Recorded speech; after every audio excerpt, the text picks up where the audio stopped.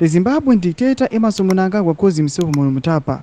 Mutapa, also known as Mutapa or Mutapa, was the title of the rulers of a powerful African kingdom that flourished between the 15th and 18th centuries in what is now modern-day Zimbabwe, Mozambique, in parts of Malawi and Zambia. Zanabina mashoko atona kuti aiwa commemorate kuletwa mtungamiri wenyika kana ceremony yavari kuronga kuita on musi weSunday ichikondemewa achikondema kuti aiwa hangaiti munhu Mutapa anodibva subscribe like or turn on the bell icon.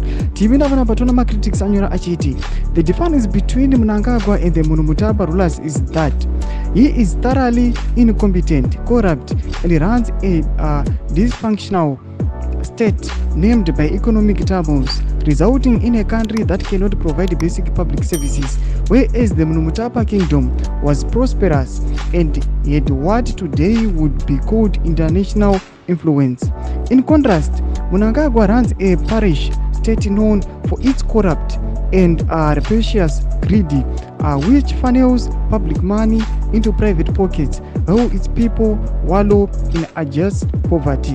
What is there to celebrate when under Mnangagwa, Zimbabwe is the highest inflation rate in the world, a 95% unemployment rate, a collapsed healthcare system, terrible roads, it cannot provide clean drinking water in any of Zimbabwe's towns and cities. Additionally, it has the most corrupt government in the modern history.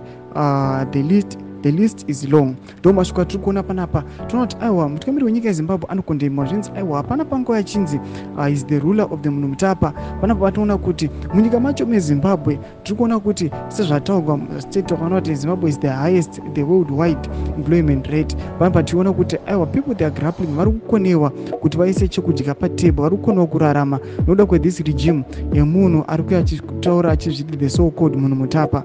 Ndotudza mafungiro enyu atukona vanhu macritics ari kuuya achijamuka achiti aiwa mutungamiri wenyika yeZimbabwe he cannot have or inherit the title to Mutapa. Tudze mafungiro enyu pinda kucomment section medu, musano subscribe or like and turn on the bell.